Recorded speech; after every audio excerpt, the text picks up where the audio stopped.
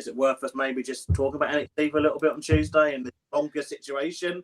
Yeah, let's go for it. I mean, all right, let's set the scene there. I'm sure many of you have seen, but of course, Tuesday night, AEW, they're going with the debut of Adam Copeland. Pretty big deal. You know, Swerve Strickland is facing Bryan Danielson as well. Big show over there. So WWE, of course, don't see them as competition whatsoever. And for that reason, they've decided to throw John Cena, Cody Rhodes, Becky Lynch, who's already on the show anyway. And not only that, guys, but a freaking gong at the end of the most recent promo. If the Undertaker shows up, that is crazy. And look, hey, I know we're plugging a lot of our content on these streams as well, but go back and watch our reaction to Undertaker's retirement kind of ceremony thing they did at Survivor Series during the Thunderdome era, and you'll see exactly what we think as far as Undertaker's legacy and what happened there. And I honestly hope he never does anything as far as a match goes. But I might him getting in the ring and chokeslamming someone, but it's absolutely wild. Now, the thing is, yes, they are doing this, it seems, to kick up a fuss and kind of make the attention go on NXT, but they have to do it going forward, guys. And they've done a good job of this recently. You know, we've had people like Dominic Mysterio show up in the Judgment Day on NXT. We've had Becky Lynch win their freaking win title.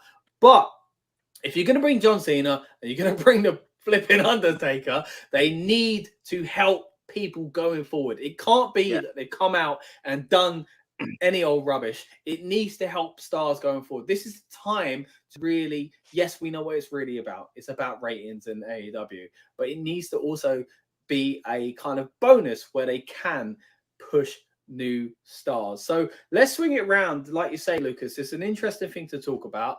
What are you thinking as far as WWE going all out with this? And where do you see these people fitting in? We've got the Cody Rhodes situation, as Andy said, possibly going to announce a Dusty Classic. I think that's the most kind of likely thing. What does Undertaker do if he does show up? What does John Cena do? Is Asuka on it as well? Am I right in thinking that as well? Yeah, Asuka's on it. So basically, so AEW's lineup consists of Adam Copeland facing Luchasaurus, his debut, obviously for AEW. We've also got Hangman Adam Page against Switchblade Jay White taking place. We've got a Women's Championship match between Saraya and Hikaru Shida. International Championship match between Phoenix and John Moxley. Danielson versus First Strickland that you discussed earlier. And Powerhouse Hobbs against Chris Jericho. That's a pay-per-view card in some ways. That is, yeah. On Tuesday for Dynamite on a 2-hour show. Whereas NXT have announced appearances by John Cena, Asuka, Cody Rhodes, hinted at Undertaker, I guess. Hinted at Undertaker. They have also put Shawn Michaels on the promotional publicity, so you have to imagine maybe he will come out. Yeah. I imagine John Cena will manage someone because they teased Paul Heyman as well, managing Bron Breakker. John Cena's managing Carmello Hayes.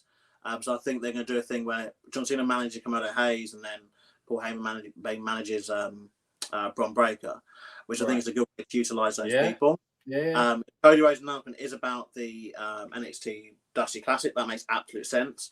I would like to, and it would be interesting seeing him with someone, team as part of that. I think that could be a good thing because, again, for Cody, I guess we are stopgapping towards Mania for him. But it would be nice to see him get like a little feud in, though. Like it feels very much like after the Brock thing, he's just been kind of treading water kind of thing. It'd be nice. And personally, I think if the rumors are about Drew going villain are true, Drew and Cody's a way to go. Like that's got to be because again, especially with Drew being the whole chosen one back in the day, and obviously teaming with Cody at one point as well. I think they want to tag belt together at some point. I think they were just was it Drew and Cody? One of the feels like they're the kind of people that would have been thrown together doing that at a time. I think they were kind of thrown together as a tag team, and then you know, in that weird. Honestly, people, I know there's younger fans obviously watching us. You know, if you do get scared enough and you want to go back and watch the early 2010s WWE tag team, it is Halloween after all. Yeah, 2009, 2010. It is stuff of absolute horror. It was just teaming up every now and again. And it's just like, you're the tag champs now. And then 6 months later, someone else would just beat them for no reason. But anyway, I think that, I think Cody's a proper feud. But yeah, we've got a lot. And it's mental. I don't know if people saw the rating from this week's. This week when the show was separate. I've got it here. AEW Dynamite drew 800,000 viewers versus NXT's 857,000 viewers on Tuesday. So going separately, NXT actually outperformed this week. Yeah. And I'm going to go out on a limb here and say I personally think that NXT has been really strong lately. Like the weekly product has been really, really strong. Possibly I'm going to say this because, I believe it to be true. I think it is at the moment the best weekly TV show. I think Collision held it for a number of weeks. Collision did a very, very good job when it first debuted and making kind of every segment feel important and gave a spotlight to a lot of the roster that obviously weren't getting spotlighted on Dynamite. And it was a really, really enjoyable show. And obviously, within its first few weeks, it had, for me, like probably a contender for the best TV match this year. And that obviously that 2 out of 3 falls tag match that they had. And even the Ricky Starks and CM Punk match, to be fair. The Owen Hart, and obviously I know some of that's soured now because of what's gone on, but I think they're still just very good wrestling, and I think that can't be overlooked. But I think NXT's been really on a roll. I think actually, because like we said, we touched on earlier, didn't we? Obviously, the fact that they're happy to bring in NXT stars, to bring in the main roster stars. They've got a real nice mix of this happening, and things are happening very weirdly, aren't they? Like in the sense of, before there was like a default format of how they did these things. If someone did win a belt from the main roster, they would drop it on their first defense. But they're showing with Becky Lynch, like she's now down there properly, it seems, to engage with proper rivalries, at least until Mania, I guess, because they want to keep her and Ripley apart, I'm assuming. But Dom, he had a 2-month reign, I think, with the North American belt. Yeah. While being on Raw and SmackDown at the same time. So they're shying away from just the default, someone just wins it and loses it back like a week later or whatever, to actually these people are properly happy to be part of the product. And it's made it, I think, much more enjoyable to watch. Rob, what about you, mate? Where do you see these people fitting in? We've got another comment from a special guest on the build-up, of course, who says, Andy Schwartz again says, Taker in a segment with Joe Gacy, little wink, or just a weird jokey opening with HBK that will be slightly cringe. It is a worrying thing what they could do with Undertaker. It's a very touchy thing. We mentioned it when we did our watch along of the film he did with the New Day. We did it on this channel. If you hadn't a chance to check it already, we talked about on there, where I think using him in like comic books and things like that, I think using the Undertaker character in that way would be fantastic. I never want to see him in a match again, but I do want to see him come out and chokeslam someone. So where do you think the Undertaker is going to fit in? What do you think Cena's going to fit in? We talked about Cody a little bit there as well, and of course Asuka as well, which we haven't really touched on too much. That means a lot to answer there. Just quickly, Cody and Drew did win the tag titles in September 19th, 2010. He's a freaking encyclopedia, this one down there, boys. Against the Hart Dynasty. You would say that, but Wikipedia. I'll take it. So I think Cody's definitely announcing a Dusty thing. Dusty, what's it called? Dusty Rhodes. Is it Tag Team Classic? Tag Team Classic, yeah. I think that's what it's called. 100% I can see that. I'd love to see Cody also be the one to crown the winners as well. Like, even really putting in a match. So I'm all for that. Cena and with the Bron thing as well. I really like that. It was the Carmello Hayes and Cena, right? Yeah. And then Bron with Paul Heyman. And both, as Lucas said, both those kind of matchups kind of makes it like I could see both those things. So that's been confirmed, by the way. Oh, it has. Okay, perfect. Yeah, they have announced. That's fantastic. I can also see Bron being it's still wild that they're doing this, but yeah. I can also see Bron being a very good Heyman guy. Like that is that's a good step. I mean, it didn't work with Ryback. Just not get on, and Curtis Axel, and that was a bit awful. But even Cesaro, but Bron, I can see it. That's a good move. That's a Brock Lesnar-esque kind of business that they can go into there. Even if Heyman was to, but that's what I'm worried about. I think they could do that. When you had that time when he had the Paul Heyman guys, he's so involved with the bloodline. He can't do something else at the moment, and that's what's annoying because I feel like this isn't going to benefit anyone that much in the long term. Yeah, for sure. That's what I'm worried about. Because, like you said, But you look at it's these a things seed. and go, these could be things going forward, but they might, maybe it is a seed, and in the future they pick back up on this. But yeah, the thing is, the way I look at it, especially with someone like Heyman, yes, with the bloodline, not that Bron would ever join them, but for example, if there's a connection and a link there, and they're like, oh, we need an extra person, Heyman has someone. Like he's got them in his back pocket. Do you know what I mean? So yeah, like to do some dirty work or something like that. Exactly. Yeah. You know, so I like that. I like that idea. Obviously, Cena with Carmello Hayes, perfect. To me, that's a great fit. It'll really boost Carmello in a way of ring presence. You know, if you need anyone to teach you how to do certain things in wrestling and to get a crowd behind you, Cena's one of those people. I mean, even Cena being back for the past few months, I'm sure has been kind of invaluable, to have him around. Just must be incredible for a lot of those people, working, younger guys, people that just haven't been, even LA Knight, as we've been talking about him teaming with Cena as well. Undertaker, though, what the heck's the Undertaker going to be doing on NXT? I don't know. I'll quickly say, I don't know what I'm thinking about Oscar. By the way, Oscar's facing Roxanne Perez. That's confirmed. Oh, okay. Well, okay. Is that definite? That's confirmed, yeah. Okay, great. Delivered, all right. All right, so I'm good for that.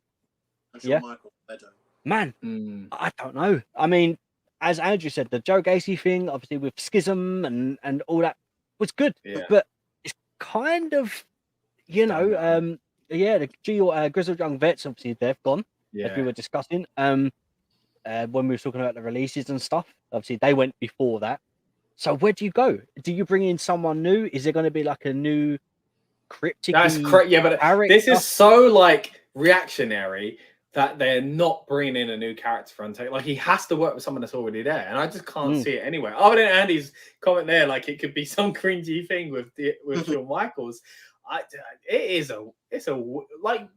kind of I'm annoyed about it, if I'm honest. Like, I don't think he should be shot. It's just so crazy to say. Like, I know what Lucas said is true. Like, NXT has started to get a lot better than it was. I think since WrestleMania, it has begun to kind of turn some heads once again. And if anything, this reminds me of those early days when Tyson Kidd and Cesaro and like random people would show up on NXT in the early black and gold era, and it became the same thing. This is an opportunity for a true 2.0 or 3.0 or 4.0, whatever you want to call it. Like, this is an opportunity for something to kick on. But this week isn't that. This week is them going, we need to win the ratings. We need to make them look bad. And for that reason, like, what the heck does Undertaker do? Like, I don't know. Why is Undertaker there? Like, don't get me wrong. I'm a mark for the gun going off and the shivers going up my spine. But please do not, like, destroy the mystique of the Undertaker for a freaking Tuesday night. Chase you, they're villains, aren't they? Even like what? Like, it's just so wild.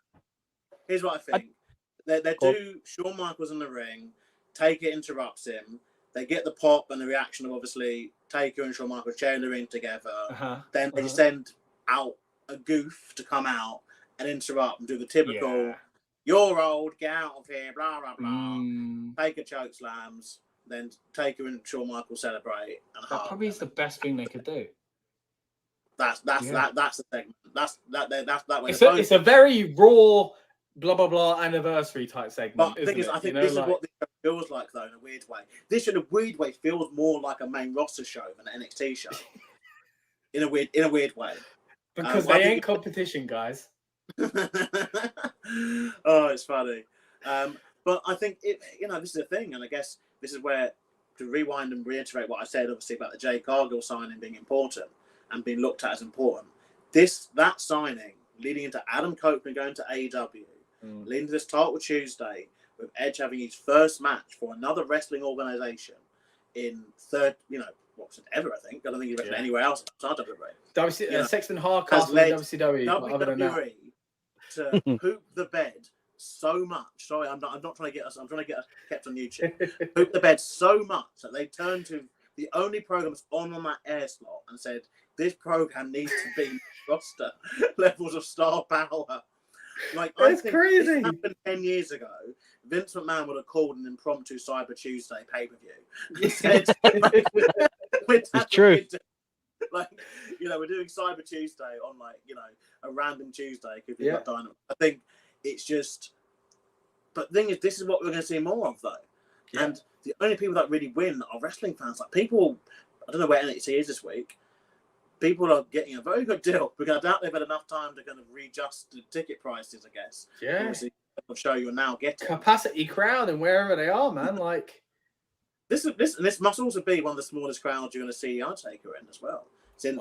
That is a great man. It's such a that weird one where he came out into that promo. Or in Manhattan Center, or that's a great point. He's been a spectacle wrestler, isn't he? I guess the only other one was obviously the one that no fans were for, was a Boneyard match. Because cinematic. But I think seeing Undertaker in a arena or venue, I'm saying as small, but obviously everyone knows. Obviously, it is still in terms of what we wrestle in front of in British wrestling. It is a big venue, but in that kind of scale, it's going to be bloody odd if that does happen. Yeah, I mean, you mentioned it just there as well. Like the people that win is us as wrestling fans. I know there's like this tribalism, which is kind of wild. I think we're a generation where we grew up with like WWF, WCW, and ECW, where we could appreciate. Like I just want more wrestling, and that's what I'm excited about. And we have been here before, guys. Not just with that kind of Monday Night War situation. We had it with like TNA have got Hogan and Bischoff. Guess what? Bret Hart's back.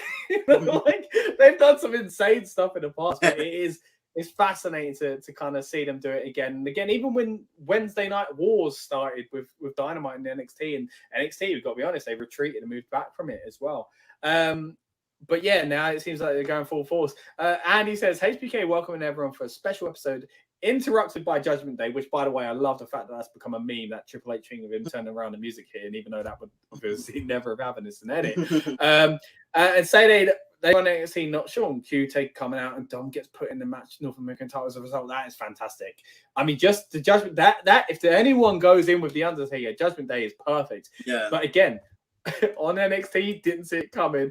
Also said it's free at the PC, lads. Can you imagine that, boys? Showing up to the PC for a free show and you see the Undertaker, John Cena and co. Anyone can apply for tickets. Tickets entrance is going to be short for change. Promise I'm going to sleep now. Yeah, thank you so much, Ali, for joining us, mate.